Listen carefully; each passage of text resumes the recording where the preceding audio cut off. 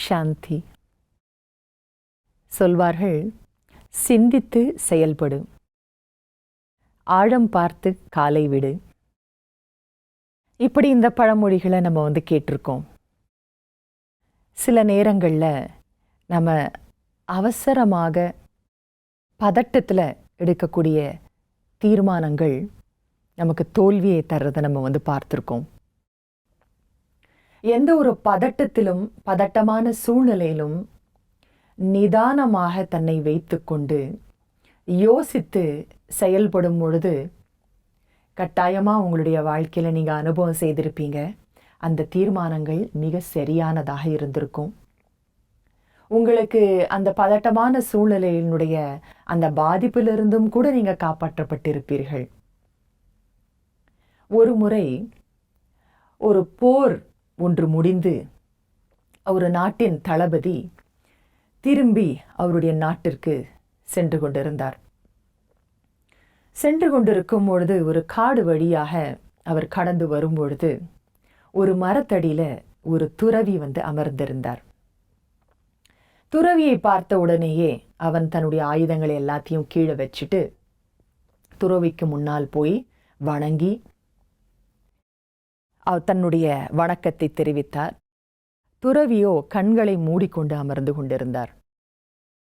அந்த தளபதி என்ன செய்தார்னா, அவரை வணங்கி, மதிப்பிற்குரிய மகான் ஆத்மாவே, எனக்கு நீங்கள் ஒரு சந்தேகத்தை தீர்க்க வேண்டும். ஸ்வர்க்கம் என்றால் என்ன, நரகம் என்றால் என்ன, சொர்க்கத்திற்கு போவதற்கான ஒரு வழி என்ன என்பதை தாங்கள் கூற வேண்டும் அப்படின்னு சொன்னார். அவர் சொல்லியும் அந்த துறவி கண்களை திறக்கவே இல்லை. மீண்டும் அந்த கேள்வியை தளபதி கேட்டார். மீண்டும் துறவி கண்களை திறக்கவே இல்லை. பல முறை கேட்ட பிறகும் கூட, பணிவோடு கேட்டும் கூட அந்த துறவி திறக்கவே இல்லை கண்களை. கோபமடைந்த அந்த தளபதி, துறவியாரே, இப்பொழுது எனக்கு பதில் சொல்ல போகிறீர்களா இல்லையா அப்படின்னு ஆவேசமாக கத்தினான்.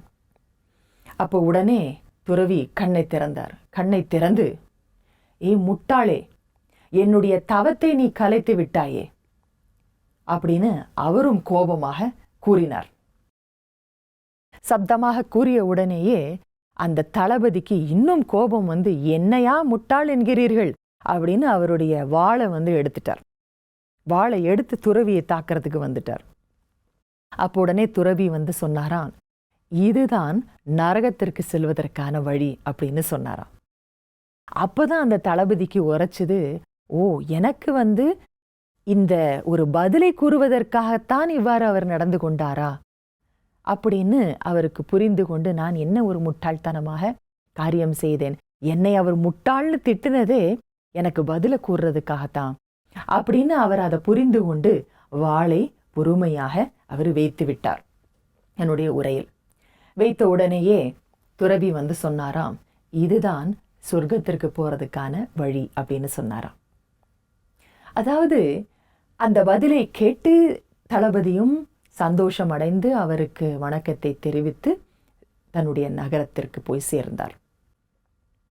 என்னவென்றால், சில நேரங்களில் நடக்கக்கூடிய ஒரு சம்பவங்களில், விஷயங்களில் யோசிக்காமல் விமர்சித்து விடுகிறார்கள் சிலர். யோசிக்காமல் அனாவசியமான வார்த்தைகளை விட்டு விடுகிறார்கள். அது அவர்களுக்கு பெரிய ஒரு பாதிப்பை கொடுக்கின்றது. மற்றவர்களுக்கும் பாதிப்பு, தானும் தவறிழைத்து விடுகிறார்கள். ஆகவே அவ்வாறு செய்வதுதான் முட்டாள்தனம். நமக்கு நாமே நஷ்டத்தை ஏற்படுத்தி கொள்ளக்கூடிய அந்த ஒரு முட்டாள்தனத்தை நாம் என்னைக்குமே செய்யக்கூடாது. யோசிக்காமல் விமர்சித்து விடுவது, யோசிக்காமல் எந்த ஒரு கருத்தையும் நாம் பிறரை பற்றி கூறிவிடுவது, அது முட்டாள்தனம். அதே நேரத்தில் எந்த ஒரு சூழ்நிலையிலும் நாம் பதட்டம் அடையாமல் நிதானமாக இருந்து அந்த சூழ்நிலையும் நபரையும் நாம் நன்கு புரிந்து கொண்டு நாம் நடந்து கொள்வது, அதுதான் புத்திசாலித்தனம். ஆகவே எது முட்டாள்தனம், எது புத்திசாலித்தனம்? சிலர் என்ன நினைக்கிறாங்க அப்படின்னா, ஒரு ஆவேசத்துல வர்றது, ஒரு வேகத்துல வர்றது, இதுதான் ஒரு வீரம்னு நினைக்கிறாங்க. இதைத்தான் புத்திசாலித்தனமாக நினைக்கிறார்கள். அவர்கள் கேட்டதுக்கு நான் படார்னு ஒரு பதில் சொன்னேன். நான் விடுவேனா, ஒரு கை பார்த்துடலாம் அப்படின்னு வாக்குவாதத்துல இறங்கிறது, இதைத்தான் வீரம் என்றும் இதைத்தான் புத்திசாலித்தனம் என்றும் நினைக்கிறார்கள். அதே நேரத்துல யார் அமைதியாக சகித்து கொண்டு பொறுமையாக இருக்கிறார்களோ அவர்களை கோழை என்று சொல்கிறார்கள். அதை பலவீனமாக சொல்கிறார்கள். ஆனால் உண்மை என்ன? பலம் எது, பலவீனம் எது? உடனடியாக ஒரு நிமிஷத்திலேயே, ஒரு வார்த்தையிலேயே கோபப்பட்டுறது, அதுதான் பலவீனம். ஆனா எப்பேற்பட்ட ஒரு பேச்சு பேசினாலும், ஏச்சு பேச்சு வந்தாலும் கூட அமைதியாக பொறுமையாக அதை சகித்து கொண்டிருப்பது, அதுதானே பலம். ஆகவே பொறுமைதான் பலம். உடனடியாக ஆவேசத்திலும் கோபத்திலும் வந்து விடுவது, உடனடியாக பதட்டத்தில் வந்து விடுவது, சிடுசிடுப்பு கோபத்தில் வந்து விடுவது, இதுதான் பலவீனம். ஆகவே பலசாலி யார், பலவீனமானவர் யார், இதை நாம நல்லா புரிந்து கொள்ளணும்.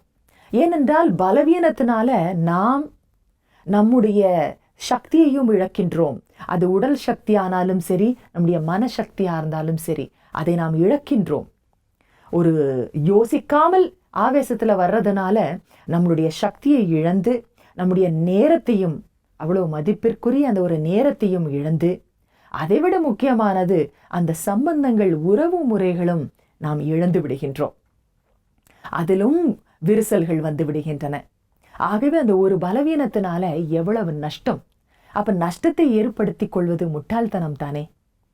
ஆகவே நாம் நிதானமாக இருந்து, பொறுமையாக இருந்து, உடனடியாக நாம் ஆவேசத்தில் வராமல் கொஞ்சம் அமைதியாக இருந்து சிந்தித்து, பிறகு நாம் பேசும் பொழுது, பிறகு நாம் செயல்படும் பொழுது நம்முடைய சக்தியும் சேமிப்பாகின்றது. அது உடல் சக்தியும் சேமிப்பு, நம்முடைய மனசக்தியும் சேமிப்பு. அதே நேரத்தில் நாம் நல்ல யோசித்து வார்த்தைகளை பயன்படுத்துறதுனால நம்முடைய சம்பந்தங்கள், உறவு முறைகளும் நன்கு பலப்படுகின்றன. அந்த விதத்துல நமக்கு மிகுந்த லாபம் தானே கிடைக்கின்றது. ஆகவே நாம் எப்பொழுதுமே நம்ம வாழ்க்கையில லாபத்தையே நாம் நாடக்கூடிய, லாபத்தையே ஈட்டக்கூடிய அற்புதமானவ ஒரு வியாபாரம். இதுவும் ஒரு வியாபாரம் தானே, கொடுக்கல் வாங்கல் தானே மனிதர்களிடம். ஆகவே அப்பேற்பட்ட ஒரு லாபத்தை ஈட்டி நாம் என்றைக்குமே வெற்றியாளர்களாக நாம் இருக்கணும். அதுல அந்த விதத்துல நம்ம சாமர்த்தியசாலிகளாக நம்ம இருப்போம். நன்றி. ஓம் சாந்தி.